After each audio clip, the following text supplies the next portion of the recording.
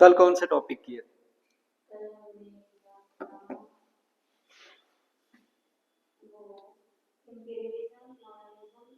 अच्छा, उससे पहले इंडस्ट्रियल रेवोल्यूशन किया था ना, इंडस्ट्रियल रेवोल्यूशन किया था, फिर जापानीज उधर उनका अलग था, है ना, फिर कॉलोनियलिज्म किया था, और फिर इंपीरियलिज्म किया था। आज हम पढ़ेंगे वर्ल्ड वॉर फर्स्ट पढ़ेंगे, वर्ल्ड वॉर फर्स्ट पढ़ेंगे, उसके बाद पढ़ेंगे रशियन रेवोल्यूशन पढ़ेंगे, और तीसरा टॉपिक पढ़ेंगे चाइनीज रेवोल्यूशन। ठीक है, ये 3 टॉपिक खत्म करेंगे। कल फिर देख लेंगे, कल वो पढ़ लेंगे नाजी, हिटलर की जो नाजीज्म है, फासिज्म है, वो क्या होता है, सेकेंड वर्ल्ड वॉर पढ़ लेंगे, कोल्ड वॉर पढ़ेंगे, ये टॉपिक पढ़ेंगे। ठीक, तो यही है कुछ। अब सबसे पहले क्या करना है, वर्ल्ड वॉर फर्स्ट। तो वर्ल्ड वॉर फर्स्ट कब से लेके कब तक हुई थी? 1914 से लेके 18 तक, 1914 से लेके 1918 तक वर्ल्ड वॉर फर्स्ट हुई। अब रीजन क्या थे, क्यों हुई वर्ल्ड वॉर फर्स्ट? ठीक है, कोई भी वॉर होती है एकदम से थोड़ी हो सकती है, उसके पीछे बड़े सारे रीजन होंगे। ठीक है, और एक कुछ ऐसा ट्रिगर हुआ होगा जिसकी वजह से स्टार्ट हो गई वर्ल्ड वॉर। ठीक है, तो जो वर्ल्ड वॉर फर्स्ट है वो हुई थी 1914 से लेकर 1980 तक। किस किस के बीच में हुई थी? एक तरफ थी अलाइड पावर, अलाइड पावर्स, और दूसरी तरफ थी सेंट्रल पावर्स।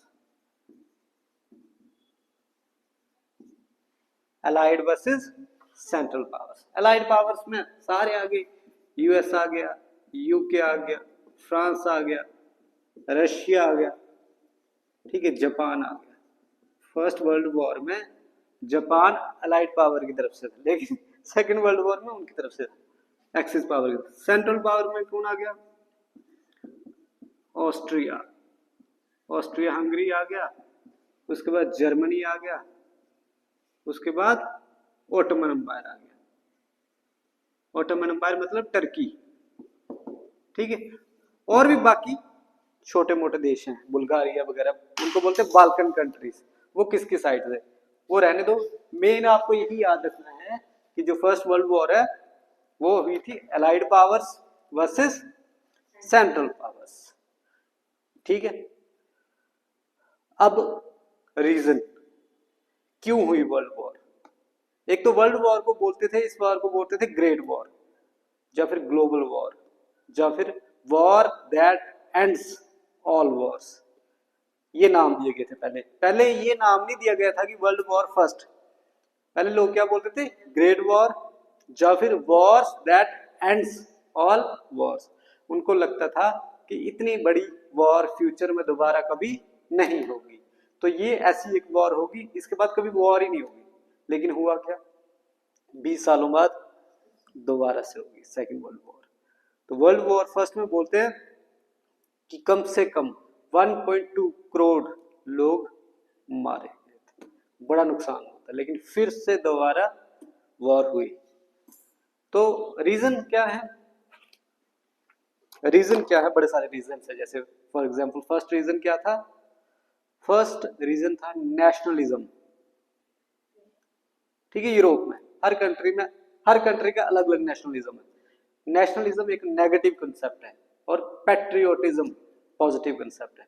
ठीक है, नेशनलिज्म पता क्या होता है? आपको अपने देश के बारे में सब कुछ अच्छा लगता है, सब कुछ, ऐसे ये सिंपल लैंग्वेज में बता रहा हूं, सब कुछ अच्छा लगता है।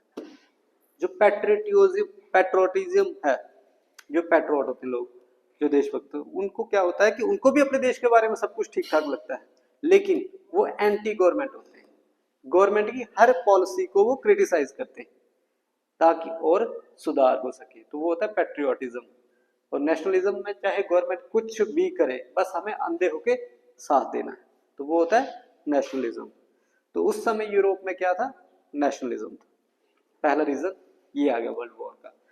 दूसरा रीजन आ गया इंपीरियलिज्म, इंपीरियलिज्म या कॉलोनियलिज्म। इसमें क्या होता है कि यूरोप की जो कंट्रीज थी वो सारी वो चाहती थी कि उनकी आपस में ही रेस थी, जर्मनी, फ्रांस, यूके, ऑस्ट्रिया, उनकी आपस में ही रेस थी कि सबसे ज्यादा कॉलोनीज किसकी होंगी।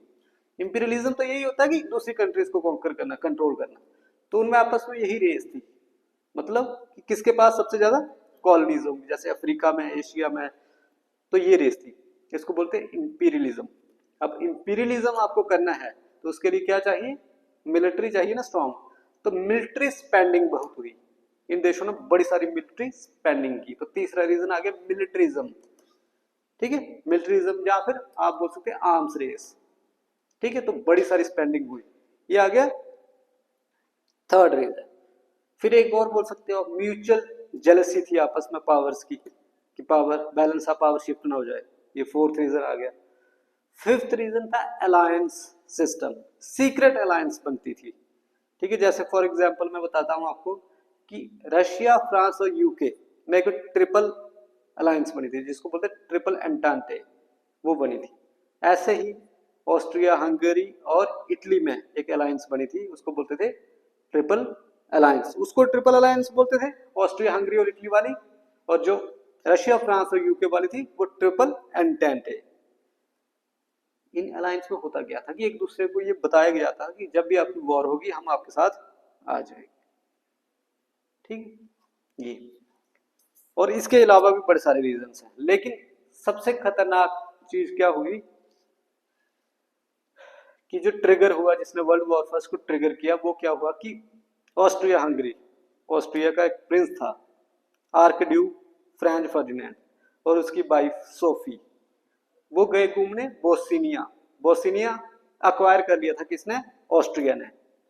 लेकिन बोस्निया और सर्बिया के लोग उधर रेवोल्यूशन करते थे कि उनको क्या चाहिए था, अलग देश चाहिए था जिसका नाम वो रखेंगे युगोस्लाविया, क्योंकि उन कंट्रीज में मैक्सिमम पॉपुलेशन कौन सी थी, स्लैब, स्लैब लोग, वो अलग होते हैं। रशिया में भी थे, बोस्निया में भी थे और सर्बिया में भी थे। तो लेकिन बोस्निया और सर्बिया किसके कंट्रोल में था, किसने एक्वायर कर लिया था, ऑस्ट्रिया हंगरी ने। तो ऑस्ट्रिया हंगरी का प्रिंस जाता है घूमने अपनी वाइफ सोफी को लेके बोस्निया। तो बोस्निया में बड़ी सारी ऑर्गेनाइजेशन थी स्टूडेंट्स की। ठीक, उनमें से एक लड़के ने क्या कर दिया, आर्कड्यूक फर्डिनेंड फ्रांस को मार दिया और उसकी वाइफ को खत्म कर दिया, मार दिया। अब वो बंदा बोस्निया का नहीं था, वो नेशनल कहां का था, सर्बिया का। ठीक है, तो ऑस्ट्रिया ने क्या किया, वॉर डिक्लेयर कर दी सर्बिया पे। किस इसमें सारा दोष, सारी गलती किसकी है, सर्बिया की। पहले तो उनसे नेगोशिएशन हुई, बड़ी ह्यूमिलेशन, मतलब बड़ी ह्यूमिलेशन की उनकी, लेकिन वो नहीं माने। फिर जब जैसे ही वॉर डिक्लेयर की सर्बिया पे, तो जर्मनी ने उनको फुल सपोर्ट दे दिया, अंधा सपोर्ट, जो करना है करो। ठीक, अब सर्बिया को बचाने के लिए कौन आएगा, रशिया, क्योंकि रशिया में भी स्लैब पॉपुलेशन है और उधर भी स्लैब पॉपुलेशन है, तो उनको बचाने आया रशिया। अब जब रशिया बचाने आया तो रशिया की अलायंस किसके साथ थी, फ्रांस के साथ। फ्रांस भी ऑटोमेटिकली वॉर में आ गया। जब फ्रांस आया तो यूके भी आ गया। ठीक है, तो ऐसे ऐसे वॉर फैलती गई और बड़ी फास्ट, मतलब फास्ट फैलती गई। ऐसे करते करते करते हर कॉन्टिनेंट में कुछ ना कुछ इसका इम्पैक्ट था। हमारे इंडिया की तरफ से, अब इंडिया भी कॉलोनी किसका था, अंग्रेजों की, उस समय ब्रिटिश। तो बोलते हैं हमारी इंडिया से भी 1 मिलियन सोल्जर्स उस वॉर में पार्टिसिपेट किए। ठीक है, उसमें से 62,000 डेड, 68,000 इंजर्ड और बाकियों का पता ही नहीं, मतलब इंडिया के भी लोग उधर मारे। अब वर्ल्ड वॉर तो हो रही है, लेकिन सबसे पावरफुल कंट्री कौन है उस समय वर्ल्ड वॉर में, जर्मनी। ठीक है, जर्मनी टेक्नोलॉजिकली बड़ी आगे थी, क्योंकि हमने पीछे पढ़ा था बिस्मार्क ने जर्मनी को बड़ा स्ट्रॉन्ग बना दिया, उनके बैटल शिप्स, उनके नेवल शिप्स, एयरक्राफ्ट वो बड़े स्ट्रॉन्ग थे। अब 1970 में क्या हुआ, फिर यूएसए भी वॉर में आ गया। क्यों, क्योंकि यूएसए क्या करता था, यूके को अपने हथियार वगैरह ये सप्लाई करता था। ठीक है, कैश और डिलीवरी वाला सिस्टम था उनका। लेकिन हुआ क्या कि जब ये करते थे, अब यूएसए से यूके तक आएंगे हथियार, तो बीच में ओशन आता है, अटलांटिक ओशन में, तो जर्मनी की शिप्स क्या करती थी, उनकी शिप्स को डुबा देती थी। अब यूएसए ने वार्निंग दी होगी कि हमें भाई हमारे हथियारों को मत वो करो, लेकिन उन्होंने ऐसा किया तो फिर यूएसए की डायरेक्ट एंट्री हो गई वॉर में। अब जब यूएसए आ गया तो बस इक्वेशन सारी खत्म, यूएसए बड़ा पावरफुल था उस समय। तो ऐसे करते करते 4 साल तक वर्ल्ड वॉर फर्स्ट चली। उसके बाद क्या होगा, अब खत्म होगी वर्ल्ड वॉर, तो विक्टोरियस पावर कौन आ गई, यूएसए, यूके, फ्रांस, रशिया वगैरह, ये विक्ट्री वाली साइड, और लूजिंग वाली साइड जर्मनी, ऑस्ट्रिया, हंगरी वगैरह ये सारे। उसके बाद होती है एक ट्रीटी जिसको बोलते हैं treaty of Versailles, Versailles palace है, उधर एक ट्रीटी होती है, और सारा दोष इस वॉर का वो किस पे मर जाता है, जर्मनी पे। ठीक है, कि जर्मनी को रिस्पॉन्सिबल ठहराया जाता है इस वॉर के लिए। तो इस ट्रीटी में जर्मनी के लिए क्या लिखा था कि जर्मनी कभी भी 1 लाख से ज्यादा सोल्जर नहीं मेंटेन करेगा।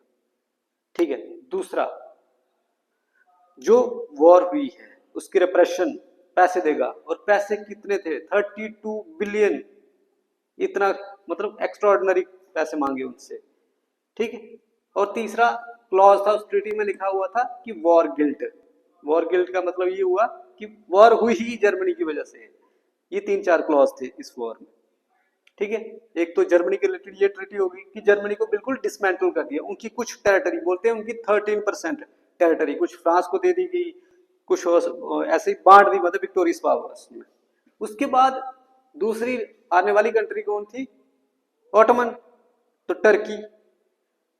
टर्की में पहले कौन होता था हेड, खलीफा, खलीफा होता मुस्लिम वर्ल्ड का लीडर, उसको डिसमेंटल कर दिया गया। ठीक है, तभी इंडिया में उस समय क्या चली थी, खिलाफत मूवमेंट, इसीलिए चली थी कि वो हुआ, तो टर्की का भी इलाज कर दिया गया। अब बचा ऑस्ट्रिया हंगरी, उनको अलग अलग देश बना दिया। पहले एक था वो ऑस्ट्रिया हंगेरियन अंपायर, उनको अलग अलग कर दिया। और जो बाल्कन स्टेट में बोल रहा था, सर्बिया, बुल्गारिया, अल्बेनिया, रोमन, उधर भी नए नए देश क्रिएट किए, पुराने खत्म किए, जैसे योगोस्लाविया, चेकोस्लाविया, ऐसे ऐसी कंट्रीज क्रिएट की गई। वो नहीं सरवाइव कर सकी फ्यूचर में, लेकिन ऐसे क्रिएट की। तो ये हुआ। अब फिर बाद में इसके कॉन्सिक्वेंसेस पढ़ेंगे, क्या क्या हुआ, ये है वर्ल्ड वॉर फर्स्ट। उसके बाद हम पढ़ेंगे रशियन रेवोल्यूशन। रशियन रेवोल्यूशन हुआ था 1917 में, 1917। ये बोलते हैं कि one of the greatest ideological revolution है वर्ल्ड का। ठीक है, तो ये क्या हो रही है, ये भी सेम ही है जैसे उधर यूएसए में हुआ था। जहाँ कहीं भी रेवोल्यूशन होता है तो उसके पीछे बड़े सारे रीजंस होते हैं। सबसे बड़ा रीजन तो यही होता है, इकोनॉमिक रीजन ही होता है कि लोग ही खुश नहीं है। अब 1917 तक रशिया में क्या था, वही मोनार्की थी। तो रशिया में वो होती थी रोमनोव डायनेस्टी, उनके रूलर्स का रूल होता था, उनको बोलते थे जार। जो रशियन किंग्स होते थे उस समय वो होते थे जार, रूलर्स।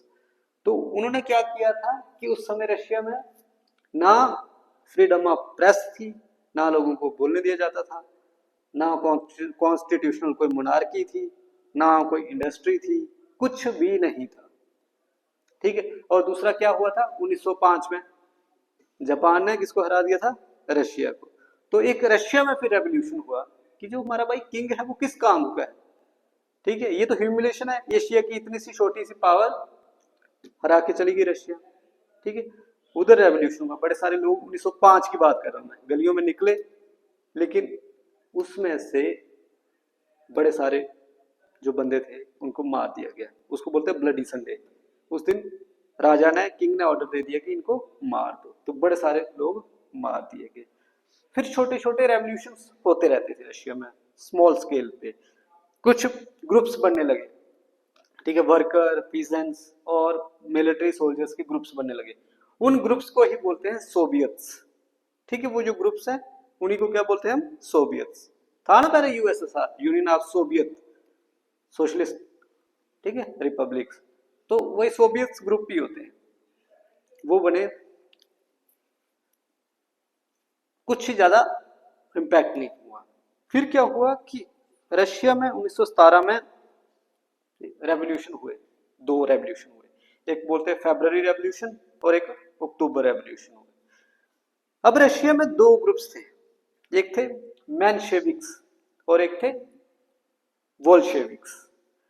तो जो मेनशेविक्स थे ये आप बोल सकती हो कि थोड़े थोड़े मॉडरेट टाइप के बंदे थे। ये क्या चाहते थे कि मोनार्की वगैरह रहे लेकिन कॉन्स्टिट्यूशनल मोनार्की, और जो रशिया वॉर में पार्टिसिपेट कर रहा है वो कंटिन्यू रहे। और दूसरे थे वोल्शेविक्स, वो पुराने सिस्टम को उखाड़ के फेंकना चाहते थे, नया सिस्टम लाना चाहते थे। तो जो वोल्शेविक्स थे उनके लीडर कौन थे? Vladimir Lenin. और जो मेनशेविक्स थे उनके लीडर थे अलेक्जेंडर क्रेन्स्की। तो ये हम आगे पढ़ेंगे। फिर किसका सक्सेसफुल हुआ ऐसे मैं कितना बताऊंगा, ठीक है। तो ये किसका सक्सेसफुल हुआ किसका नहीं हुआ वो पढ़ेंगे, रशियन रेवोल्यूशन। उसके बाद आगे चाइनीज रेवोल्यूशन, ठीक है। चाइना में भी दो रेवोल्यूशन हुए, एक हुआ था 1912 में।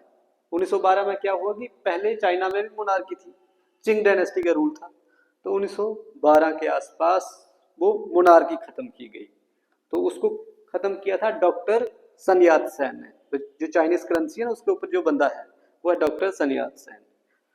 फिर चला था एक रेवोल्यूशन 1946 से लेकर 1949 तक, जिसको बोलते हैं कम्युनिस्ट रेवोल्यूशन। जिसके बाद कम्युनिस्ट चाइना बना, कम्युनिस्ट वो बने। तो वो ये दो पढ़ने हैं, ठीक है। इतना ही पढ़ना है इसका आज। तो लिख world war, first world war लिखो, ये टॉप पहला हेडिंग।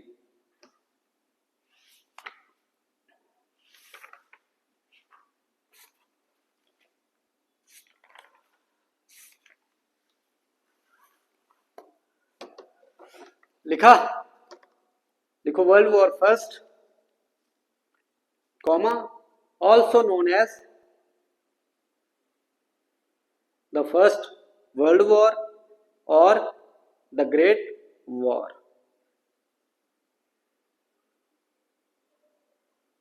ठीक है, world war first also known as first world war और the great war, comma, was an international conflict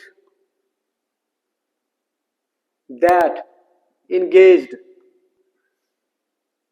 most of the nations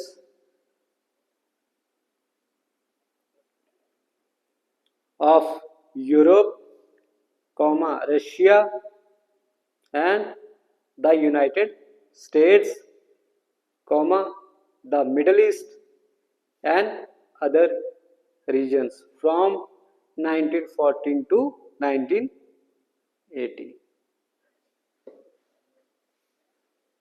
repeat करता हूं पूरा, ठीक है। World war first also known as the first world war और the great war, was an international conflict that engaged most of the nation of Europe, Russia, United States, Middle East and other regions from 1914 to 18. Causes लिखो।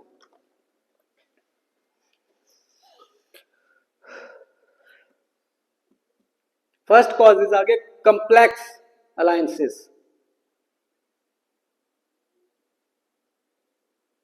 विच complicating global diplomacy. Complex alliances मतलब secret alliances बनती थी, मैंने बताया आपको, triple alliance, triple entity. कई तो इतने सीक्रेट होती थी किसी को पता ही नहीं होता था। इसकी वजह से जो डिप्लोमेसी है वो कॉम्प्लेक्स हो गई, विच कॉम्प्लिकेटिंग ग्लोबल डिप्लोमेसी। दूसरा द जर्मन फैक्टर,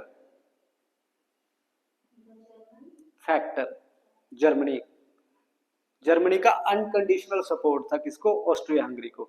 जब उनका प्रिंस मारा गया ना, लिखो Germans unconditional support for Austria Hungary following the assassination of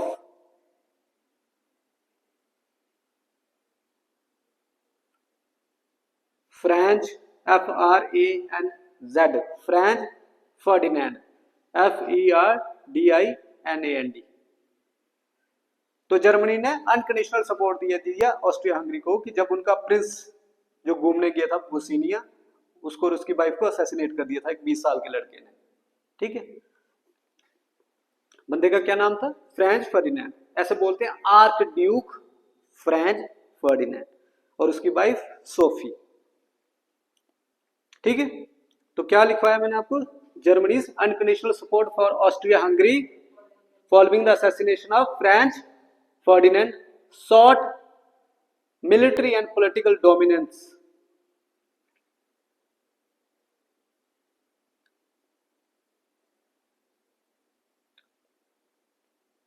ठीक है, तीसरा रीजन लिखो सर्बियन नेशनलिज्म।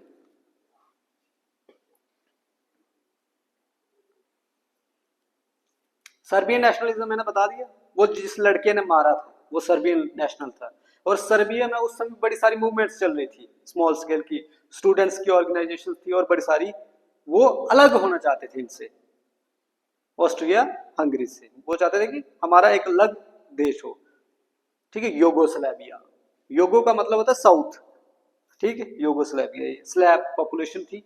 तो वो लिखो Serbian nationalism was a potent political force leading up to world war first. Main तो इनकी वजह से ही हुआ, जो मेन ट्रिगर हुआ वर्ल्ड वॉर फर्स्ट का, तो वो इनकी वजह से हुआ था, सर्बियंस। कितने पॉइंट्स हो गए? 4। ठीक है, ठीक है। फोर्थ लिखो यूरोपियन एक्सपेंशन।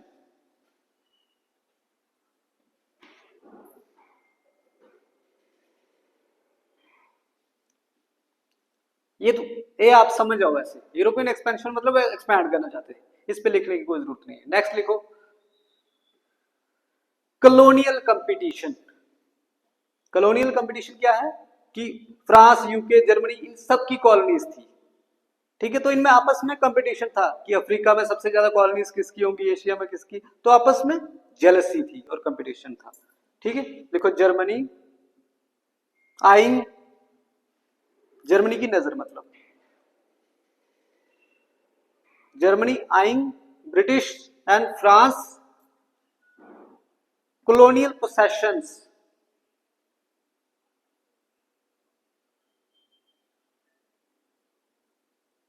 ठीक है, comma Germany believed itself capable of overpowering both Nations. और जर्मनी को क्या लगता था कि जर्मनी कैपेबल है इन दोनों को ओवर पावर करने के लिए, पर असल में नहीं था इतना, सिर्फ उनकी मिलिट्री स्ट्रांग थी। ठीक है, अलायंस नहीं थी ना उनकी इतनी अच्छी किसी के साथ। नेक्स्ट पॉइंट लिखो इंपीरियलिज्म। इंपीरियलिज्म, इसमें लिखो the desire for more markets and colonies, उसी को बोलते हैं इंपीरियलिज्म। ठीक, टू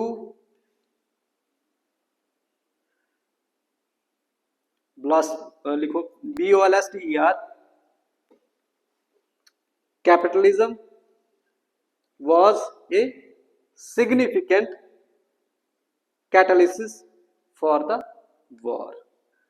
ठीक है, तो इंपीरियलिज्म क्या था कि desire for more markets and colonies too, जिसमें कैपिटलिज्म ब्लॉस्टर कर सके, ग्रो हो सके, was a significant catalyst for the war।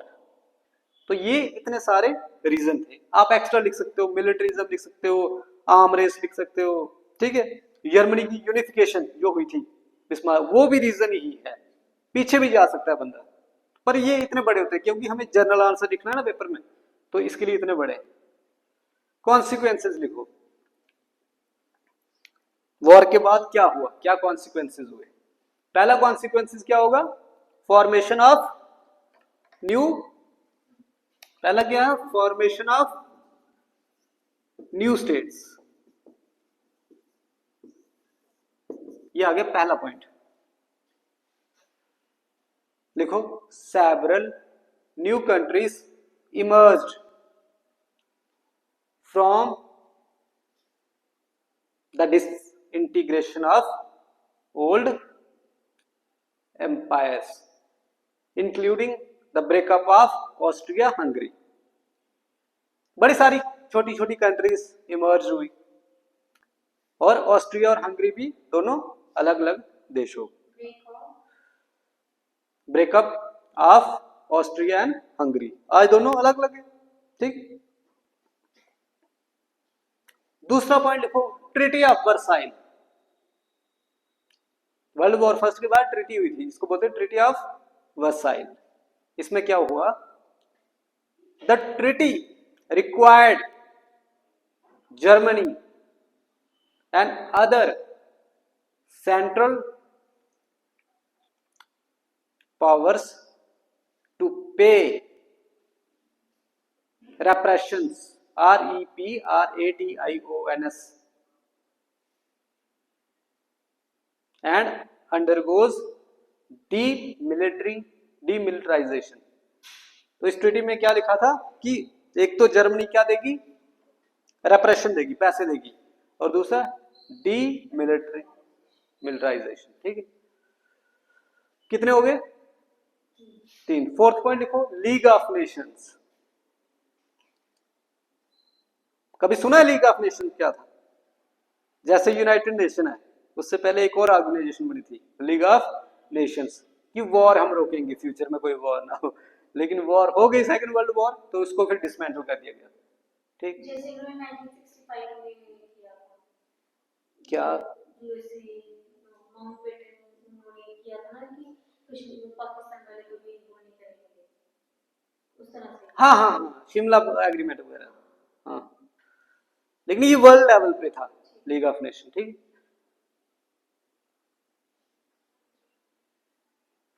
Next point देखो, rise of communism. Rise of communism, COMMUNISM। Communism कहां था, जो चाइना और रशिया में था, उसको बोलते हैं कम्युनिज्म। ठीक है, बाकी वेस्टर्न कंट्रीज में क्या है, कैपिटलिज्म, ये क्या है, कम्युनिज्म, ये अलग है कंसेप्ट। ठीक है, इसमें स्टेट की डोमिनेंस होती है हर चीज में, इंडस्ट्री में। कैपिटलिज्म में थोड़ी देखा जाता है इंडस्ट्री, स्टेट का कोई कंट्रोल नहीं है, मार्केट ड्रिवन इकोनॉमी है। लेकिन कम्युनिज्म में क्या होता है, स्टेट ड्रिवन, ठीक है, इकोनॉमी होती है, और सोशलिस्टिक प्रिंसिपल होते हैं। सोशल मतलब इनका मेन एम क्या होता है, वेलफेयर स्टेट बनाना। ठीक है, जो भी चीजें हैं वो प्रॉपर डिस्ट्रीब्यूशन होनी चाहिए, लेकिन डिस्ट्रीब्यूशन करेगा कौन, स्टेट। ठीक है, ये लिख दिया। और नेक्स्ट पॉइंट लिख लो, foundation of world war second. World war first ने ही फाउंडेशन रख दी थी सेकेंड की। Next point, the rise of US. इसमें लिख लो, the US emerged as a global power या global face following its involvement in world war first. उस समय यूएसए इतना पावरफुल नहीं था मिलिट्री लेवल पे। बोलते हैं वर्ल्ड वॉर सेकंड जब हुई थी ना, उस समय भी जो यूएसए की मिलिट्री है वो 17th नंबर पे आती थी। सोचो, उनको जापान हरा देता था, लेकिन यूएसए में क्या थी, इंडस्ट्री थी। ठीक है, प्रोडक्शन बड़ी जल्दी होती थी, वो चक्कर था, इंडस्ट्री की वजह से वो बच गए।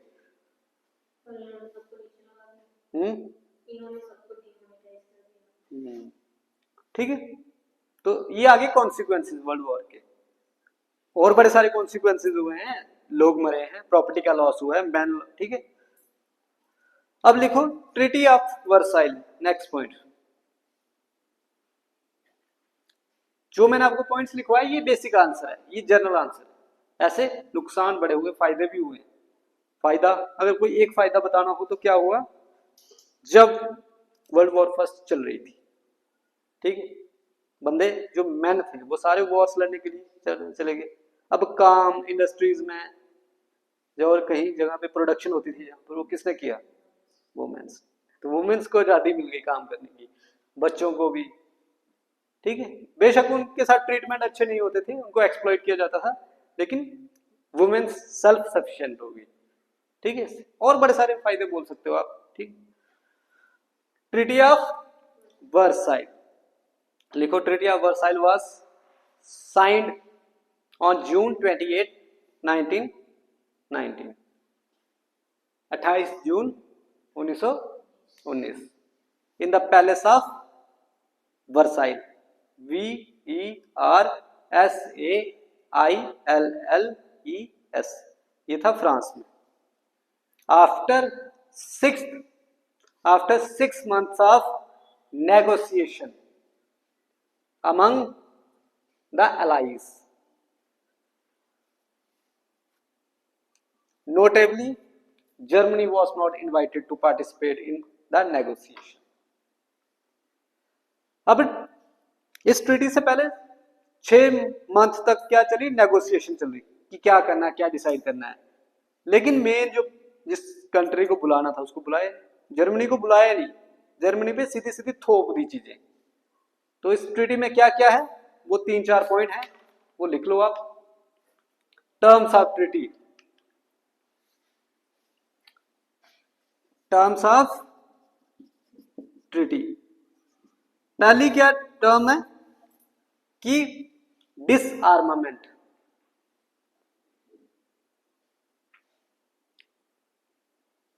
डिसआर्मामेंट का मतलब क्या है, पहले पॉइंट क्या है, डिसआर्मामेंट। इसका मतलब है कि जर्मनी को लिमिट कर दिया गया कि वो 1 लाख से ज्यादा सोल्जर्स नहीं रख सकते। लिख लो इसको, it limited the German army to 1 lakh men, prohibited the use of heavy artillery and military aircraft and battleships। मतलब 1 लाख से ज्यादा सोल्जर्स आप मेंटेन नहीं कर सकते, ना आप हैवी आर्टिलरी यूज कर सकते हो, ना आप वॉरशिप्स यूज कर सकते हो, ना आप एयरक्राफ्ट यूज कर सकते हो। दूसरा पॉइंट लिखो, टेरिटोरियल कंसेशन। दूसरा पॉइंट क्या था, टेरिटोरियल कंसेशंस। इसमें क्या हुआ कि जो विक्टोरियस पावर थी उनको जर्मनी के कुछ कुछ पार्ट्स दे बांट दिए फ्री में, जाओ ऐश करो। देखो, Germany lost almost 13% of its pre war territories. कौन सी territory, pre war, post war नहीं, प्री। क्योंकि जर्मनी ने जब वॉर हुई थी उस समय बड़ी सारे न्यू टेरिटरीज एक्वायर की थी, वो तो छोड़ो, वो तो गई पीछे, लेकिन जो पहले भी थी उनके वो भी गई 13%। थर्ड पॉइंट लिखो ट्रीटी का, रेप्रेशंस, REPARATIONS। रेप्रेशंस क्या होती है कि वॉर का जो नुकसान हुआ वो किसको पे करना पड़ेगा, जर्मनी। लिखो, द अमाउंट सेट,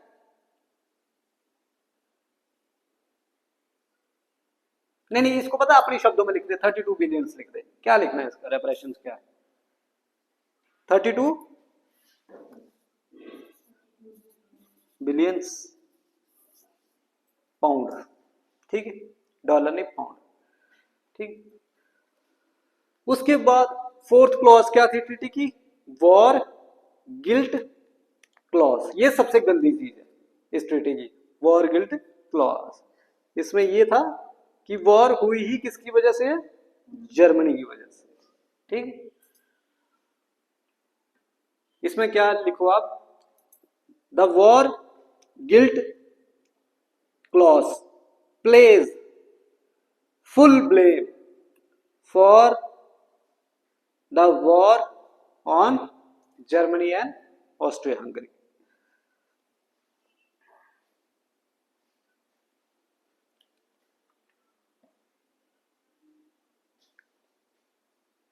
तो फुल ब्लेम किस पे डाल दिया गया, तो यही ट्रीटी ऑफ वर्साइल कारण बनी थी वर्ल्ड वॉर। क्योंकि जब जर्मनी में एक नया लीडर आया हिटलर, उसने एक एक करके ये सारे क्लॉज तोड़े। उसने मिलिट्री भी बढ़ाई, पैसे भी नहीं दिए, उसने नेवल शिप्स बनाए, बैटल शिप्स बनाए, एयरक्राफ्ट बनाए, और उसने नई नई टेरिटरीज एक्वायर की, धीरे धीरे धीरे करके वो हो गया सारा सिस्टम। अब लिखो नेक्स्ट हेडिंग दो, India's role in world war first. India का क्या रोल है? इंडिया का बड़ा रोल है भाई, क्योंकि इंडिया कॉलोनी होती थी तब यूके की। India's role world war first. तभी उन्होंने ब्रिटिशर्स की ना कोई इंडिया की आर्मी वहां पे जाएगी, तो ब्रिटिशर्स ने बोला था कि इंडिया को शायद भी करेंगे कुछ ऐसा। उन्होंने बोला था कि हम कॉन्स्टिट्यूशनल रिफॉर्म्स लाएंगे, इंडियंस को अपने एडमिनिस्ट्रेशन में शामिल करेंगे। तो जो हमारे मॉडरेट्स लीडर थे इंडिया के, बड़े खुश हो गए। उन्होंने सबको लोगों को बोला घर घर जाके क्या पार्टिसिपेट करो, उसके बाद हमें डोमिनियन स्टेटस मिल जाएगा। वो उन्होंने ध्यान ही नहीं दिया। लिखो कंट्रीब्यूशन पहला, क्या कंट्रीब्यूशन थी? Military support. कंट्रीब्यूशन में क्या है? Military support. Over a million Indian troops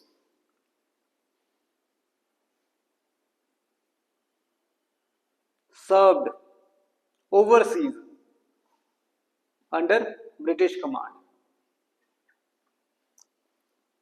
million से ज्यादा हमारे ट्रूप्स गए, सर्व किया, ठीक है। Comma 62,000 casualties and another 67,000 bounded. मतलब 60,000 से ज्यादा मर गए थे और 60,000 से ज्यादा इंजर्ड हो गए थे। उसमें से भी कुछ मर गए होंगे। और इंजुरी उस समय कोई नॉर्मल इंजुरी थोड़ी होती थी, वॉर की injury.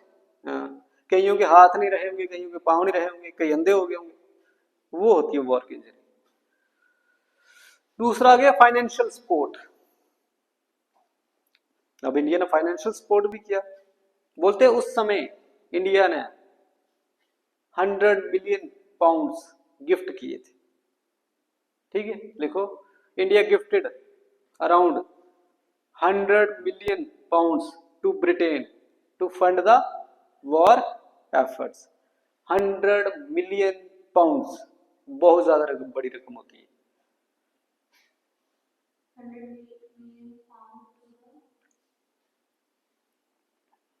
Pound to Britain to fund the war efforts.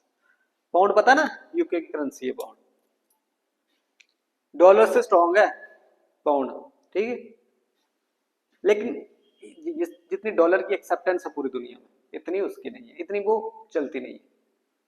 उसके बाद military supply, material supply, military तो लिख लिया, मटेरियल सप्लाई।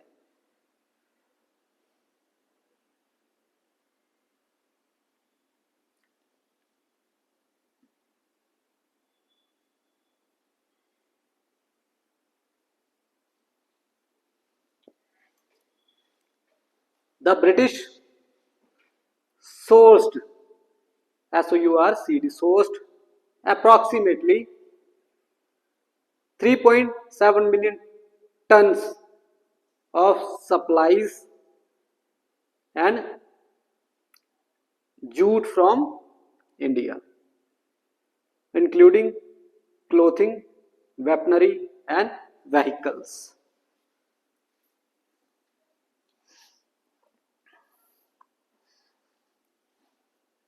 बड़ा कुछ जाता था इंडिया से यार, ठीक है। हमारा राशन सेकेंड वर्ल्ड वॉर में तो जो बंगाल के राइस थे वो सारे शिफ्ट कर दिए, इसलिए बंगाल में क्या पड़ा था? फेमाइन पड़ा था, बड़े सारे लोग मर गए थे। हाँ, मैन मेड फेमाइन बोलते हैं उनको, ठीक। आउटकम्स क्या हुए जब इंडिया वालों ने पार्टिसिपेट किया? तो आउटकम्स क्या हुए फिर जब वॉर खत्म हुई? तो उन्होंने हमें कुछ नहीं दिया, हमारी कोई डिमांड एक्सेप्ट नहीं हुई। तो इंडिया में रेवोल्यूशनरी सेंटिमेंट्स, फिर इंडिया में बड़ी सारी रेवोल्यूशनरी एक्टिविटीज हुई थी, पता है? नई नई पार्टीज बनी थी, आजाद वगैरह, चंद्रशेखर आजाद, भगत सिंह, बंगाल में बड़ी सारी, और गदर पार्टी बनी थी यूएसए में। बाहर से भी रेवोल्यूशनरी एक्टिविटीज हो रही थी। पहले लिखो इमरजेंस ऑफ रेवोल्यूशनरीज, ये हुआ आउटकम। फिर इन रेवोल्यूशनरीज, फिर उनको ये पता चल गया कि ना ये कांग्रेस वाले कुछ नहीं कर सकते, ना मॉडरेट करेंगे कुछ, ना एक्सट्रीमिस्ट, हमें ही रेवोल्यूशनरी सेंटिमेंट्स जगाने पड़ेंगे, हमें खुद इनको मारना पड़ेगा, एक एक हीरोइज्म बोलते हैं जिसको। ये रशिया में भी चली थी, जब रशियन रेवोल्यूशन हुआ था ना, जब रशिया जापान से हार गया तो एक उन उधर बोलते थे निहालिज्म। निहालिज्म मतलब एक एक बंदा जाके किसी बड़े ऑफिसर या किसी को शूट कर देगा। दूसरा, बूस्ट टू नेशनल मूवमेंट्स। जब वर्ल्ड वॉर फर्स्ट के बाद टर्की को डिसमेंटल किया गया, टर्की के साथ भी ट्रीटी हुई थी, उसको बोलते ट्रीटी ऑफ सेवरस, जैसे जर्मनी के साथ हुई है ट्रीटी ऑफ वर्साइल, उनके साथ तो टर्की को डिसमेंटल किया, तो टर्की में खलीफा का इशू आ गया, और खलीफा का इशू कहाँ रेज कर दिया गया, इंडिया में, महात्मा गांधी ने, खिलाफत मूवमेंट चली, तो बूस्ट मिला इसको नेशनल मूवमेंट्स को।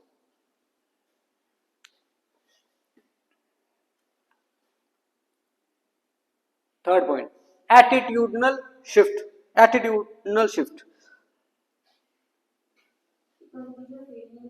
वो चेंज होगी। पहले पता क्या लगता था कि यूरोपियन पावर्स को कोई हरा नहीं सकता, लेकिन जापान ने हराया था भाई रशिया को, और ऐसे ही बड़ी सारी जगहों पे इटली हारा था इथोपिया से।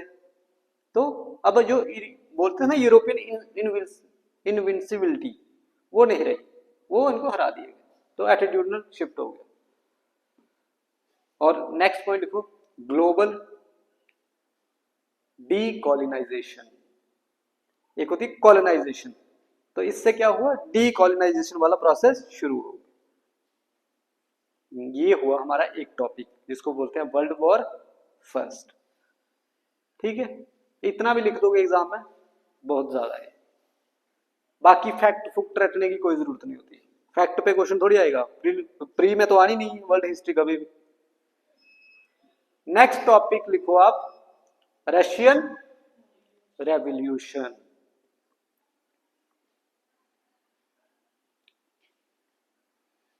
फर्स्ट पॉइंट नहीं, इसको थोड़ा सा डिफाइन कर देते हैं। द रशियन रेवोल्यूशन ऑफ 1917 हुआ कब था? Russian revolution 1917, 1917 was a pivotal, pivotal, pivotal event that led to the overthrow of the czarist। czarist कौन होते हैं? जो उनके रूलर होते हैं, TSARIST, ये होता है जार, ऐसे लिखते हैं, ठीक है। czarist autocracy and the establishment of Soviet union. Soviet मैंने बताया ना अभी ग्रुप्स होते हैं, ठीक है। तो रशियन रेवोल्यूशन 1917 में क्या हुआ, एक तो ओवरथ्रो कर दी जारिस्ट ऑटोक्रेसी, और किसकी एस्टेब्लिशमेंट हुई? सोवियत यूनियन की। नेक इसके आगे कॉमा फुल स्टॉप डाल के, it had profound impact on global politics and significantly influenced the course of 20th century।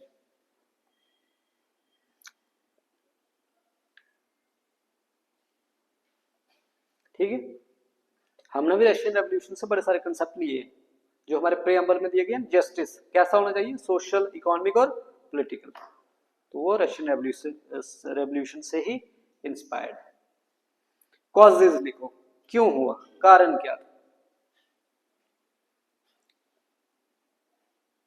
सबसे बड़ा कारण क्या था कि रशिया की इन्वॉल्वमेंट वर्ल्ड वॉर फर्स्ट में, और रशिया प्रिपेयर्ड ही नहीं था इतना, भाई जर्मनी से उनका कोई मुकाबला ही नहीं था। बोलते हैं कि 1914 को वॉर शुरू हुई, 1917 तक रशिया के 6 लाख सोल्जर मर गए, रशिया के, जर्मनी के हाथों।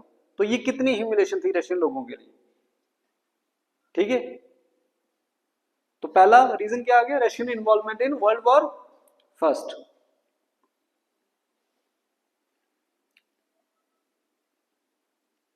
दूसरा पॉइंट लिखो, गवर्नमेंट्स वॉर एफर्ट्स, उनके वॉर एफर्ट्स मतलब वही कि 6 लाख बंदे मर गए और इनको हैंडल करना ही नहीं आई, वॉर कैसे हैंडल करते हैं। रशियन लोग चाहते थे कि रशिया बाहर निकले इस वॉर से, लेकिन रशिया घुसता ही गया, घुसता ही गया, घुसता ही गया अंदर अंदर। ठीक है, क्योंकि वॉर में वो घुसते गएंगे तो सारी जो पैसा होगा, इकोनॉमी होगी, जो भी सप्लाईज होंगी सारी वॉर पे जाएंगी। वो लोगों को ब्रेड खाने तक नहीं मिलते थे, ब्रेड के लिए रेवोल्यूशन हुए, सोचो, खाने के लिए रशिया में। तीसरा, discontent among workers and peasants. जो वर्कर्स होंगे, पीजेंट्स होंगे, उनके लिए तो क्या बचा फिर, वो सबसे ज्यादा हार्डेस्ट हिट हुए होंगे। तो वही लिखो, लिखो, लिखो discontent among workers and peasants, this group, मतलब आगे डैश डाल के, this group hardest hit by the war.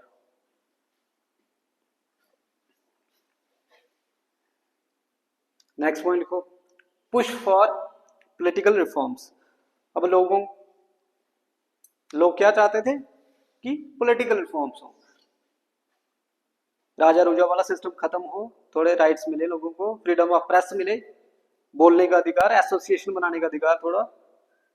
Next last point लिखो, Crimean war, CRIMEAN, Crimean war 1853 से 1856 तक।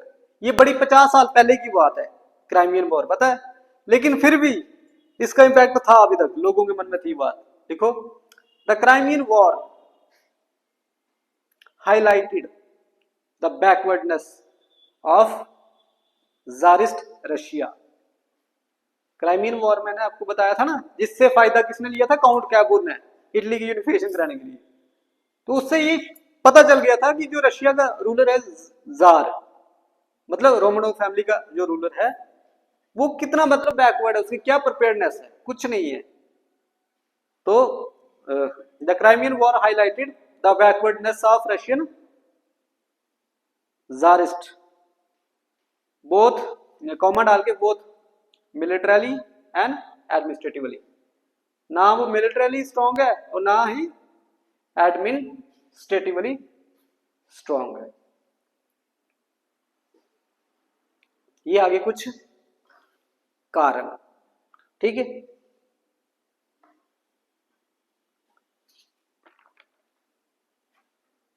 नेक्स्ट फेजेस, कैसे कैसे कब कब हुआ। पहला थोड़ा सा लिखो, फेब्रुअरी रेवोल्यूशन, फेब्रुअरी रेवोल्यूशन लिखो, in Feb 1917 protest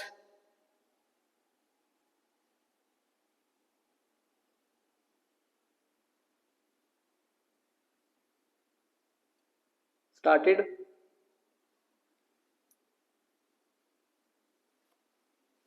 to overthrow the Tsar, Tsar Nicholas II, and establishment of provisional government.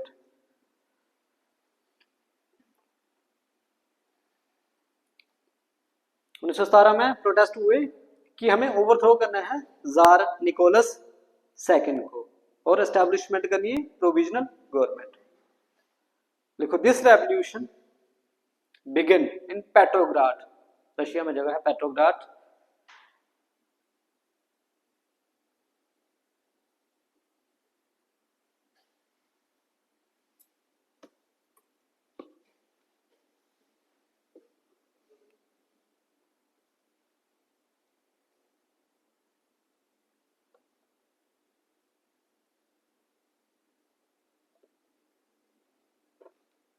कहां तक लिखा, this revolution began in Petrograd when strikes and public demonstration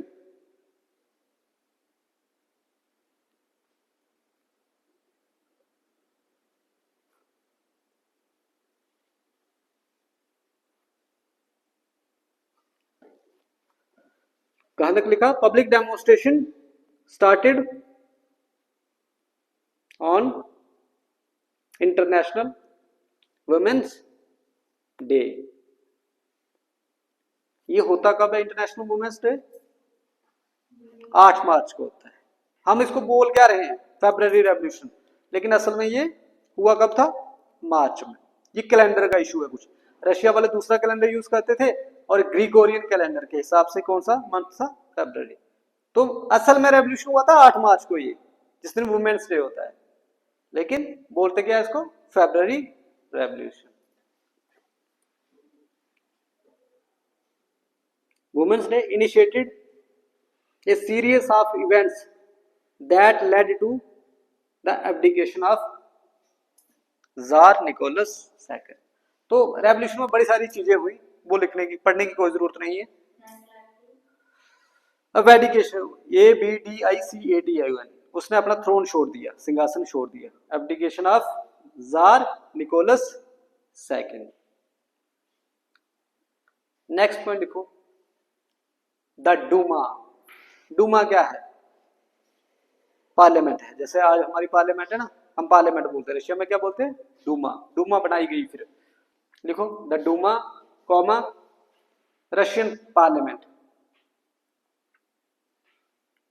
formed a provisional government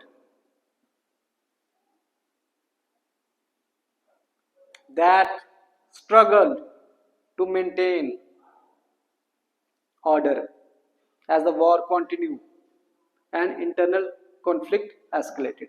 क्या हुआ कि जब राजे ने छोड़ दी गद्दी अपनी, तो प्रोविजनल गवर्नमेंट बनाई गई और उसका हेड किसको बनाया गया? एक लीडर था अलेक्जेंडर क्रेंस्की। लेकिन वो लोगों की प्रॉब्लम सॉल्व नहीं कर पाया। क्या? कि वॉर कंटिन्यू चलती रही। लोग चाहते क्या थे? कि रशिया पुल आउट करे वॉर से, लेकिन वो उसमें उलझा रहा। तो भाई जब बंदा कोई वॉर में उलझा रहेगा तो फिर लोगों के लिए क्या वेलफेयरिंग पॉलिसीज बनाएगा वो? तो उसका यही हुआ। ठीक है, कहां लिख दिया तुमने? The Duma Russia Parliament formed a provisional government that struggled to maintain order as the war continued and internal conflict escalated। और जो रशिया के अंदर जो इंटरनल कॉन्फ्लिक्ट थे वो बढ़ते गए।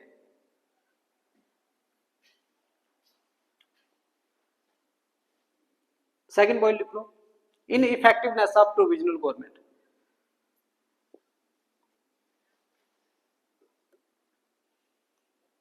इसमें क्या होगा? The interim INTERIM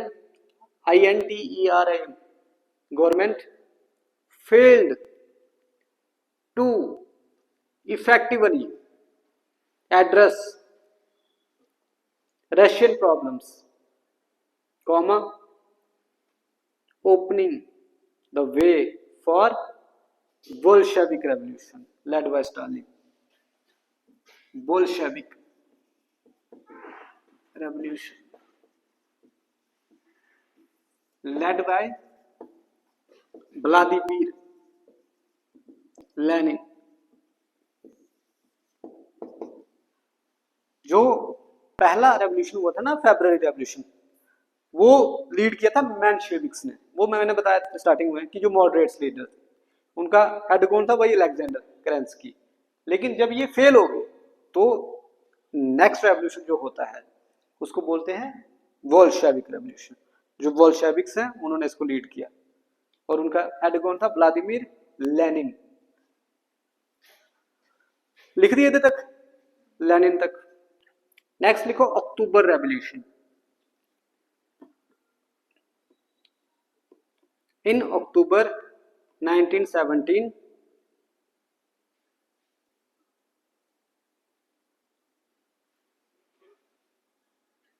the Bolsheviks, BOLSHEVIKS, Bolsheviks established the world's first socialistic state, comma, the Soviet Union।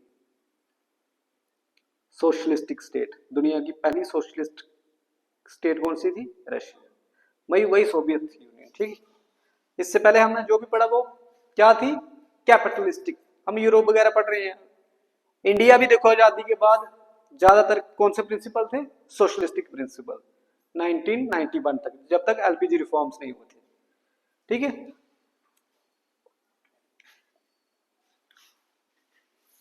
देखो in October the Bolshevik party led by Vladimir Lenin, Vladimir Lenin, LENIN, Lenin, capitalized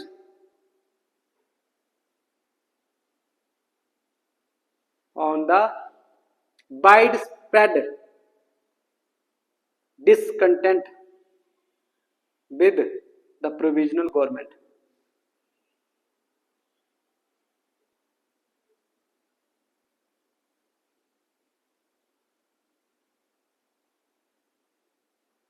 तो जो लोगों की नाराजगी थी वो इसने capitalise की, इसने बड़े सारे स्लोगन दिए कि ब्रेड चाहिए, लैंड रिफॉर्म्स चाहिए, ठीक है, लोगों को क्या क्या चाहिए वो इसने स्लोगन दिए, और ऑलमोस्ट ये पीसफुल ही रेवोल्यूशन था, ज्यादा कुछ हुआ नहीं। लेकिन इसके बाद फिर सिविल वॉर छड़ी दो तीन। ठीक है, आगे लिखो, the Bolshevik seized the power and began to implementing social reforms.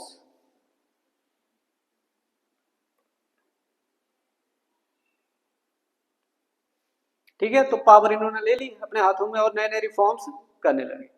अब लिखो आउटकम्स क्या हुए। पहला लिखो रेडिकल रिफॉर्म्स। रेडिकल रिफॉर्म्स होते हैं मतलब खतरनाक, जिसमें स्टेट डोमिनेट करती हो। पहला लिखो, the Soviet government nationalised land, banks, industry and established planned economy. सब कुछ नेशनलाइज कर दिया, लैंड भी, इंडस्ट्री भी और बैंक्स भी। और कैसी इकोनॉमी? Planned economy. जैसे इंडिया में नहीं था 5 ईयर का कंसेप्ट, तो हमने कहां से लिया है? रशिया से ही लिया है, प्लान्ड इकोनॉमी। दूसरा लिखो, ग्लोबल इन्फ्लुएंस।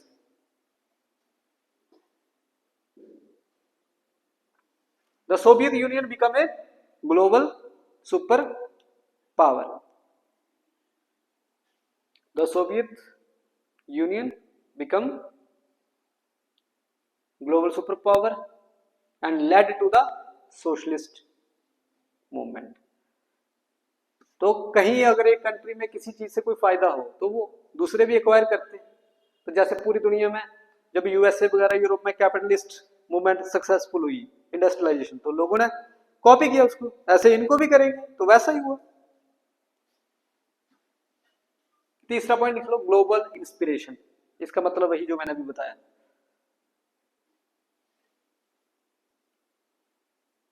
फोर्थ पॉइंट लिखो, रिप्रेशन एंड इकोनॉमिक स्ट्रगल। किया इन्होंने बड़ा कुछ लेकिन फिर भी क्राइम्स, इकोनॉमिक स्ट्रगल्स, ये सारी चीजें हुई। लिखो, डिस्पाइट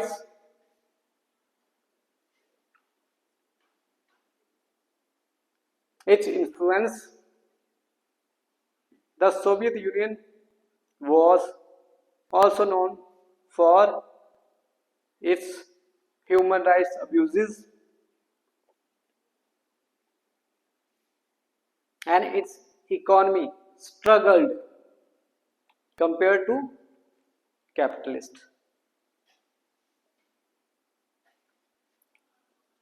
क्योंकि यार चाहे आप जितने मर्जी सोशलिस्टिक हो, कैपिटलिस्टों के साथ आप इकोनॉमिकली मुकाबला नहीं कर सकते। ठीक है ना, ऐसे कर सकते हो और बड़ी सारी चीजों में, इकोनॉमिकली नहीं। इकोनॉमी वहां ही ग्रो होगी जहां वो इंडस्ट्री होगी, इंडस्ट्रियलाइजेशन होगी, मास प्रोडक्शन होगी, उधर ही इकोनॉमी ज्यादा।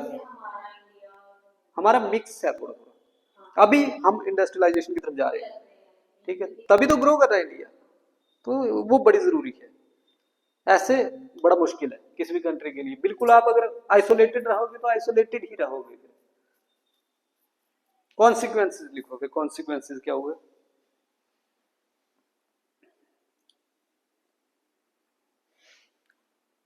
पहला लिखो ग्लोबल इम्पैक्ट। ग्लोबल इम्पैक्ट में क्या है कि वही वर्ल्ड हिस्ट्री पे असर पड़ा पूरा इसका। The revolution significantly influence world history. Second point लिखो, फिर स्टार्ट क्या चीज होगी, कोल्ड वॉर।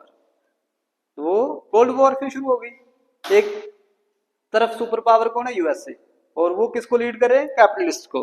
दूसरी तरफ सुपर पावर सोवियत यूनियन, ये किसको लीड कर रहे हैं, सोशलिस्टिक। तो बस कोल्ड वॉर का भी रीजन था। तीसरा लिखो, influence on anti colonial struggle. अब देखो, जहां पर भी कॉलोनीज थी वो ज्यादातर किन कंट्रीज ने एक्वायर की थी, जो कैपिटलिस्ट थे तो फिर जाहिर है कि रशिया सपोर्ट करेगा उनको, ठीक है। तो एंटी कॉलोनियल स्ट्रगल्स जितनी भी चली पूरे वर्ल्ड में, रशिया ने उनकी हेल्प की। तो बड़े 3 पॉइंट इसके, इतना बड़ा आंसर पूछेंगे नहीं आपको। आज का लास्ट टॉपिक हम पढ़ेंगे चाइनीज रेवोल्यूशन, ठीक है।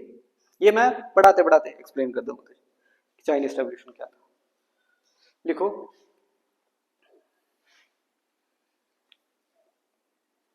चाइना में 2 रेवोल्यूशन हुए, ठीक है। एक 1912 में हुआ था जब मोनार्की खत्म करनी थी, चिंग डायनेस्टी को खत्म किया था, उसको बोलते हैं जिनाई रेवोल्यूशन। इनके शब्द थोड़े मुश्किल होंगे। और दूसरा हुआ था 1946 से 1949 तक, कम्युनिस्ट रेवोल्यूशन।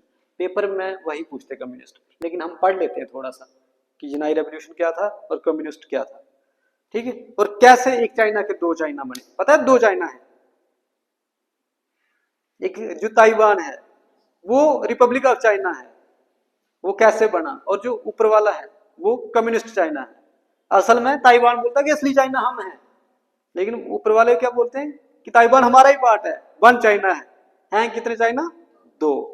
तभी कब न्यूज में नहीं सुनते आप लोग कि चाइना ताइवान पे अटैक करने वाला है, वो एक्वायर करने वाला है, वो बड़ा सैप है उधर। वही पढ़ेंगे हम कैसे बना। तो लिखो इसका, चाइनीज रेवोल्यूशन इनकम्पासिंग,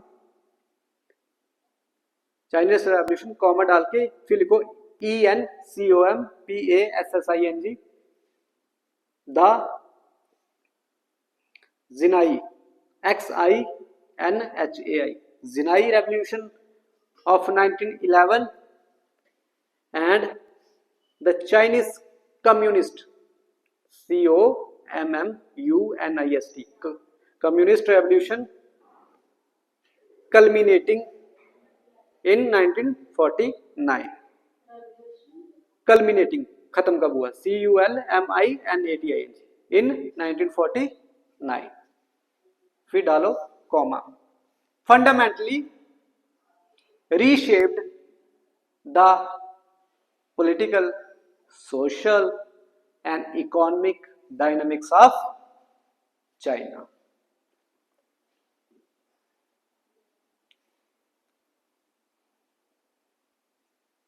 तो जो 2 रेवोल्यूशन हुए हैं इनकी वजह से ही चेंज हुई है चाइना में सारी, स्पेशली जो दूसरा कम्युनिस्ट है 1949 का।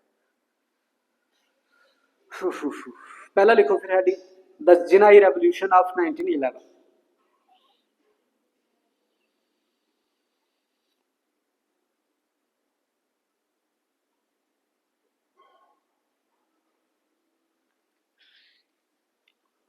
द जिनाई रेवोल्यूशन ऑफ 1911, ठीक है। कॉजेज लिखो इसके, पहला कॉजेज है सोशियो इकोनॉमिक डिस्पैरिटी। जहां पर भी रेवोल्यूशन होगा उधर ये चीज तो होगी ही, सोशियो इकोनॉमिक डिस्पैरिटी, ठीक है। जो रिच होंगे वो रिच होंगे, पोर होंगे बड़े भी पोर होंगे। और हमेशा रेवोल्यूशन पता कहां होते हैं, जहां पर जो मेजॉरिटी है उसकी कोई स्टेक नहीं है, उन पे रूल कौन कर रहा है, माइनॉरिटी। हो सकता है कि उस कंट्री की 2% पॉपुलेशन उस कंट्री को रूल कर रही है और जो बाकी 90% है उसको एक्सप्लॉइट किया जा रहा है। जैसे आपने देखा होगा साउथ अफ्रीका एक देश है, उधर ब्लैक्स पे अत्याचार होते थे, लेकिन मेजोरिटी में पॉपुलेशन किसकी थी, ब्लैक्स की। तो यही होता है सिस्टम। एक तो आ गया सोशियो इकोनॉमिक डिस्पैरिटी। दूसरा पॉइंट लिखो, anti Manchu sentiment, Manchu MANCHU sentiment. ये बताऊंगा मैं मांचू क्या है, लिख दो।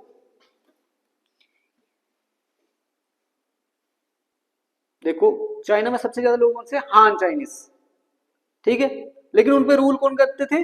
मांचू मिनोरिटी, जो मांचू लोग थे वो माइनॉरिटी में थे, लेकिन रूल किस पे करते थे? हान चाइनीज पे। वही है, लिखो ethnic Han Chinese resentment against the ruling Manchu minority contributing to the revolutionary fervor. Ethnic Han Chinese resentment करते थे, मतलब इनके अगेंस्ट थे, resentment against the ruling Manchu minority group comma contributing to revolutionary fervour, FERVOUR।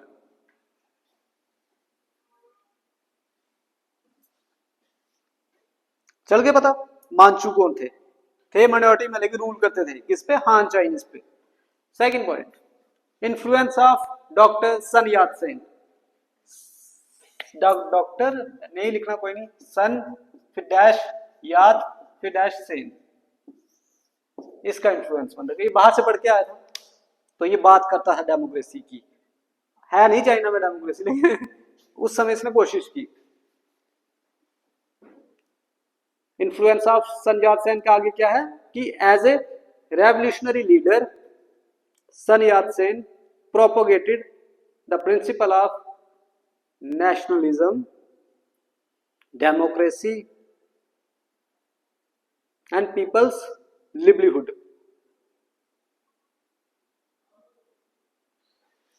तीन चार चीजें इसने, मतलब नेशनलिज्म इसने जगाई देश में, नेशनलिज्म आ गई, डेमोक्रेसी आ गई और पीपल्स लिवलीहुड। मतलब लोग कैसे रहते हैं, events and to outcome, next heading दो, events to outcomes.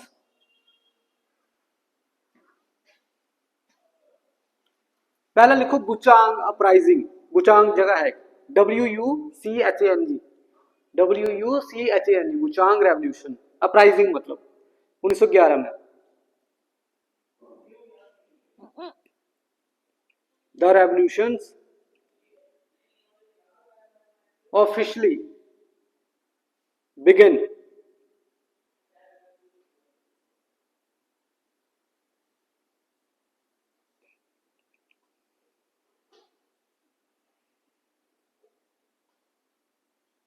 with a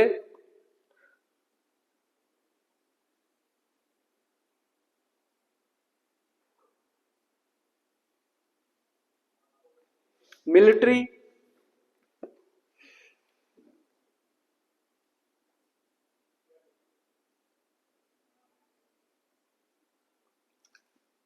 क्या कहां तक पहुंचे? हाँ, बुचांग अपराइजिंग क्या है वो अक्टूबर 1911 में हुई। रेवोल्यूशन स्टार्ट कहां से हुआ? Begin with, officially begin with the military station in Wuchang, sparking numerous rebellions across the country.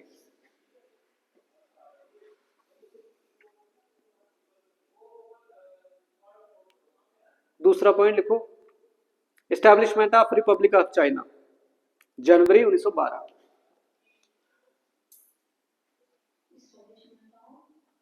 Republic of China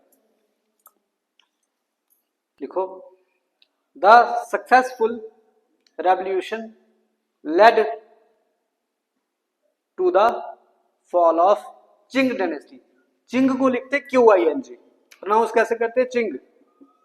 तो इस डायनेस्टी का खात्मा हो गया and establishment of republic of China with Sun Yat Sen as its provisional president.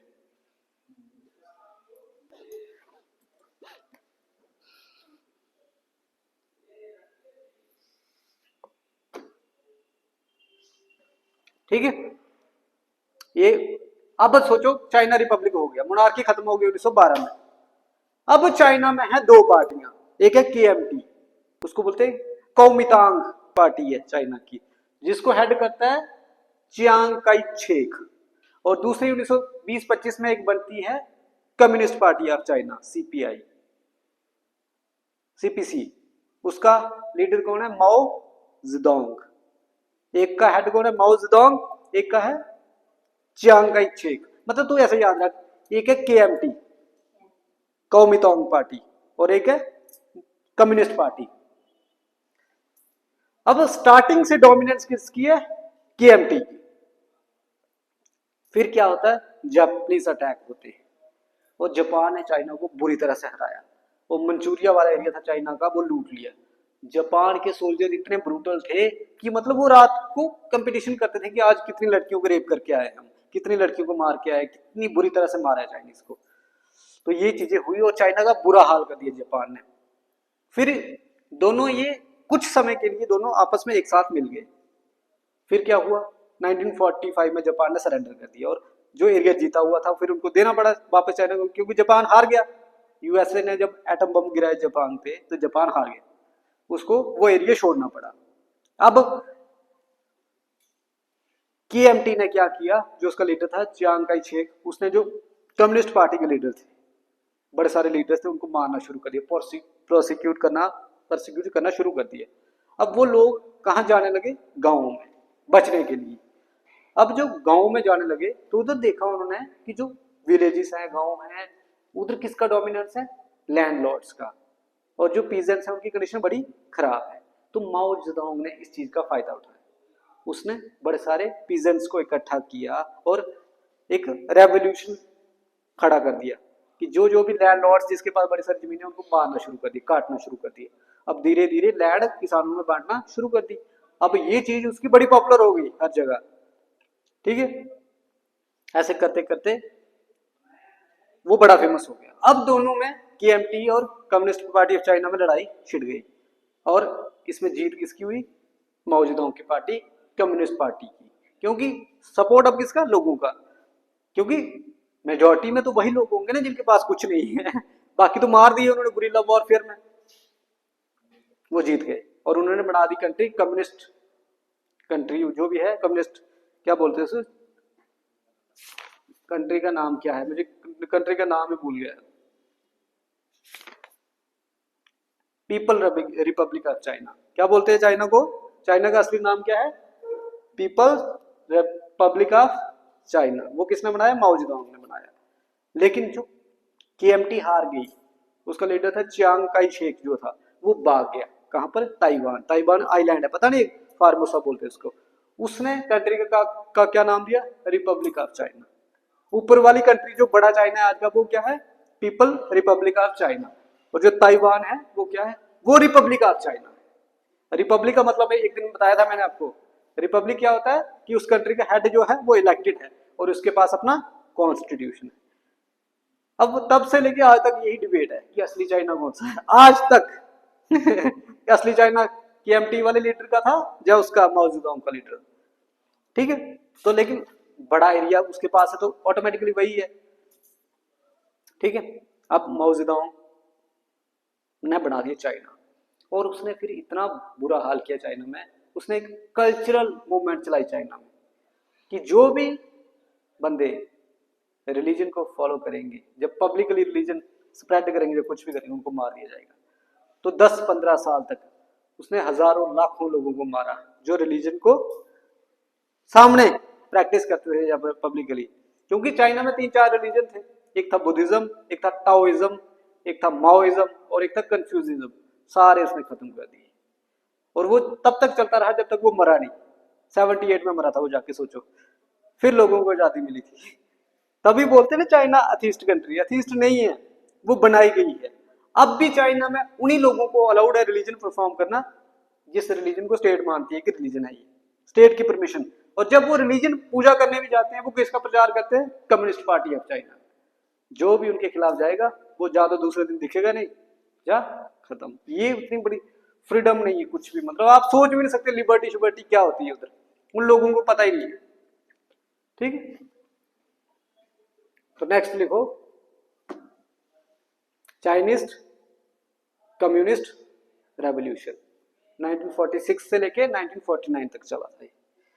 इसमें मैं बता दूंगा तुझे, पूरा एक्सप्लेन कर दूंगा। बैकग्राउंड लिख, पहले बैकग्राउंड।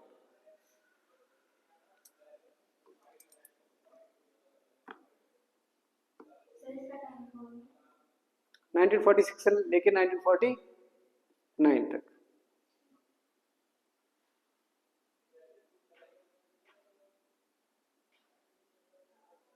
पहले लिखो राइज ऑफ कम्युनिज्म, इसमें लिखो the Chinese communist party found in 1921,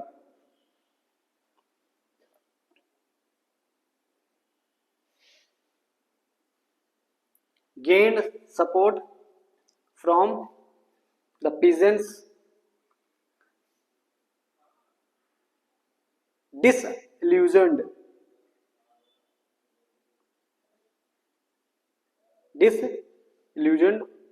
by the ruling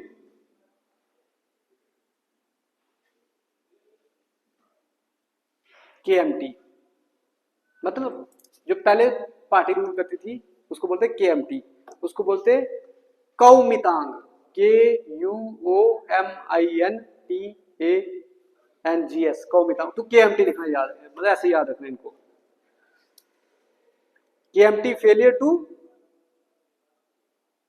deliver socio economic reforms, ठीक है। फिर दूसरा पॉइंट लिखो Sino Japan wars. Sino Japan मतलब चाइना और जापान के बीच में जो वॉर्स हुई है 1937 से लेके 45 तक।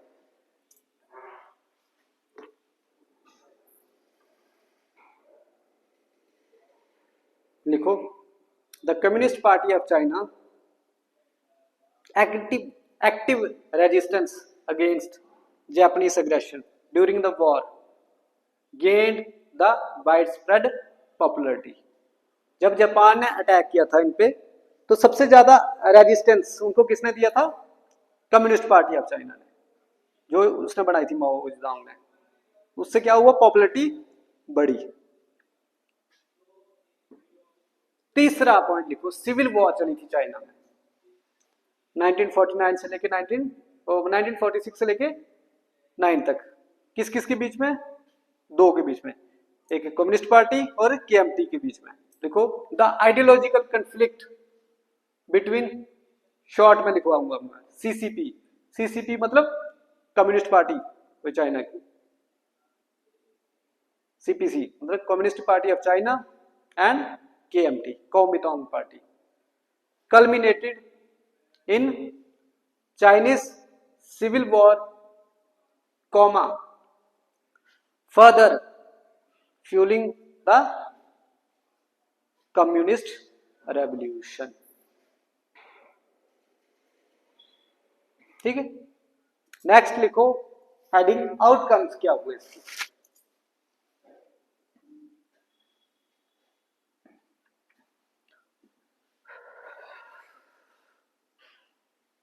फर्स्ट आउटकम लिखो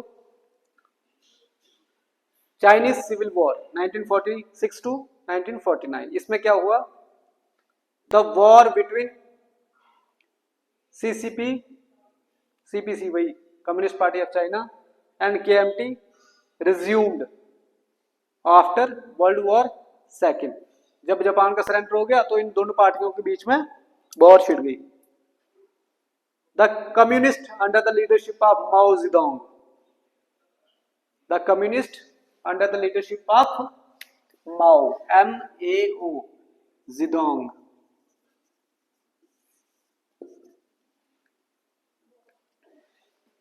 Mao Zedong, MAO, ZEDANG, Mao Zedong। The communists under the leadership of Mao Zedong gradually gained the upper hand। धीरे धीरे इनका अपर हैंड हो गया, मतलब जीत ही गए लगभग। दूसरा पॉइंट लिखो establishment of people Republic of China अक्टूबर 1949।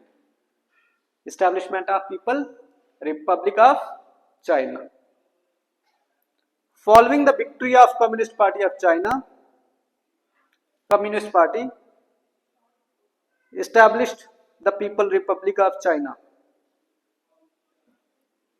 तो फिर इन्होंने अपनी कंट्री बना दी जिसको क्या बोलते हैं?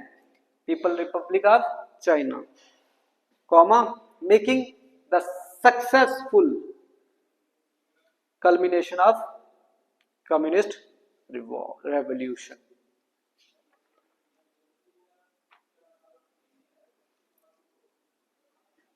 ये तो सक्सेसफुल हो गए। अब आते दूसरे पे। तीसरा पॉइंट लिखो, formation of republic of China in Taiwan. अब जो हारा था केएमटी का लीडर, उसने ताइवान बना दिया।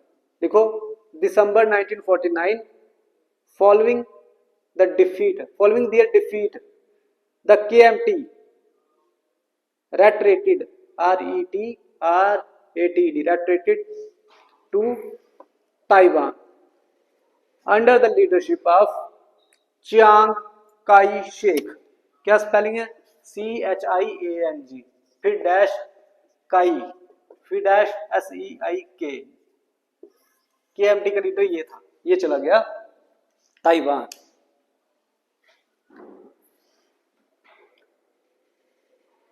They established the Republic of China in Taiwan।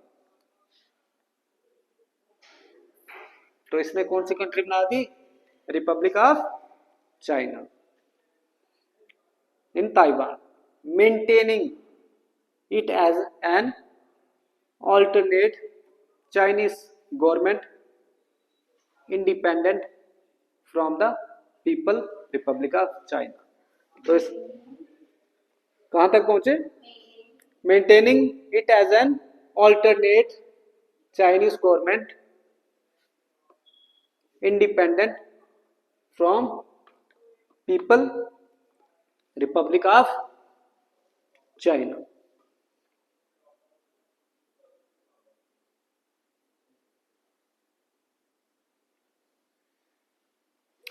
Impact लिखो। इम्पैक्ट क्या हुआ था चाइनीज रेवोल्यूशन का? पहला क्या है? पहला तो वही होगा, end of dynastic rule, end of dynastic rules. Second point लिखो, social transformation with greater emphasis on equality and avoidation of feudal practices. Feudal practices, जो लैंडलॉर्ड वगैरह होते हैं, वो खत्म, वो कर ही दिए थे उन्होंने। तीसरा, पॉलिटिकल चेंज। इसमें क्या हुआ? Beginning of socialistic regime. तो दुनिया की दूसरी कंट्री थी ये चाइना, रशिया के बाद, जो सोशलिस्टिक प्रिंसिपल पे चलती थी। ठीक है। थर्ड लिखो, इकोनॉमिक रिफॉर्म्स। इसमें क्या हुआ? Nationalization of industries and collectivism in agriculture. Nationalization of industries और कलेक्टिविज्म इन एग्रीकल्चर।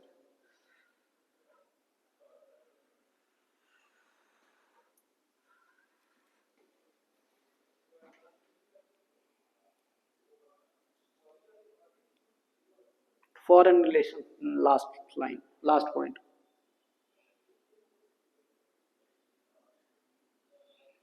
देखो, the communist revolution led to shift in China's international relation with close ties to Soviet Union। The communist revolution led to shift in China's international relation with close ties to Soviet Union initially, and later with its unique approach to international relations। पहले वो उनके ties Soviet union से बने, लेकिन फिर बाद में अपने तरीके से देखते हैं वो। अब ये जो रेवोल्यूशन हुआ था ना चाइना में, ये भी एक कोल्ड वॉर का हिस्सा था। कम्युनिस्ट पार्टी ऑफ चाइना को सपोर्ट कर रहा था रशिया, यूएसएसआर, और केएमटी को सपोर्ट कर रहा था यूएसए। तो ये सबसे बड़ी हार थी यूएसए के लिए कि केएमटी हार गई और उसने अलग से एक देश बना दिया ताइवान। तभी ताइवान को सपोर्ट कौन करता है आज भी? यूएसए। तो यूएसए नहीं बोलता कि चाइना ने अटैक ताइवान पे किया तो हम अटैक कर देंगे। नहीं तो ताइवान को बचाने क्यों आएगा वो? क्योंकि वो पहले से चल रहा, स्टार्टिंग से। तो ठीक है, दो तीन चीजें पढ़ी हमने आज। वर्ल्ड वॉर फर्स्ट पढ़ी, ठीक है, क्यों स्टार्ट हुई थी? ट्रिगर वही था कि फ्रेंच आर्किड्यूक जो था वो फर्डिनेंड, उसको मार दिया गया। बोस्निया गया था घूमने वो अपनी वाइफ के साथ, सोफी के साथ, तो सर्बिया का एक लड़का आया 20 साल का, उसने मार दिया। और पूरा ब्लेम किस पे पड़ा फिर? सर्बिया पे, क्योंकि वो नेशनल किसका था? सर्बिया का। तो सर्बिया पे डिक्लेयर कर दी वॉर किसने? ऑस्ट्रिया हंगरी ने। और फुल सपोर्ट किसका? जर्मनी का। धीरे धीरे करके वॉर फैलती गई। क्यों फैलती गई? क्योंकि एक म्यूचुअल जेलसी थी, अलायंस सिस्टम था, आर्म्स रेस थी, मिलिटरिज्म था, ठीक, और इंपीरियलिज्म था, नेशनलिज्म था, बड़े सारे फैक्टर थे, इससे हुआ। फिर इसके कॉन्सिक्वेंसेस क्या हुए वो भी हमने पढ़ा। बड़ी सारी नई कंट्रीज बनी। क्योंकि उस टाइम एक स्ट्रॉन्ग ऑर्गेनाइजेशन नहीं थी जो उनको कंट्रोल हाँ, कोई स्ट्रॉन्ग ऑर्गेनाइजेशन। उसके बाद बनी लीग ऑफ नेशंस, लेकिन वो भी कुछ खास नहीं कर पाई। उसने रोकी, छोटी छोटी वॉर्स उसने रोकी थी, बड़ी वॉर नहीं प्रिवेंट कर सकी। लेकिन फिर बनी यूनाइटेड नेशन, वो सेकंड वर्ल्ड वॉर के बाद बनी। अब नेक्स्ट क्लास में हम क्या पढ़ेंगे? एक तो पढ़ेंगे फासिज्म क्या होता है, एक पढ़ेंगे नाजिज्म क्या होता है, फिर पढ़ेंगे सेकंड वर्ल्ड वॉर पढ़ेंगे, फिर जो छोटे मोटे कोई टॉपिक्स कोल्ड वॉर वगैरह इंपॉर्टेंट होंगे 3-4 वो कर लेंगे। बस इतने 10-15 टॉपिक इनफ है वर्ल्ड हिस्ट्री के लिए।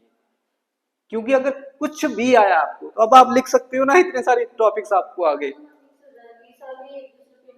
इंटरडिपेंडेंट होते हैं। देखो कुछ भी, नेशनलिज्म हर जगह आप डाल सकते हो, नेशनलिज्म, सोशल रिफॉर्म्स वगैरह ये हर जगह डाल सकते हो आप। एक तो हमने स्टार्टिंग में पढ़ा था, अब आपने इंडस्ट्रियल रेवोल्यूशन भी पढ़ लिया है, उसके पॉइंट्स आ गए। एक रेनेसांस जो पीछे, उसके पॉइंट्स होते हैं, वही चीजें।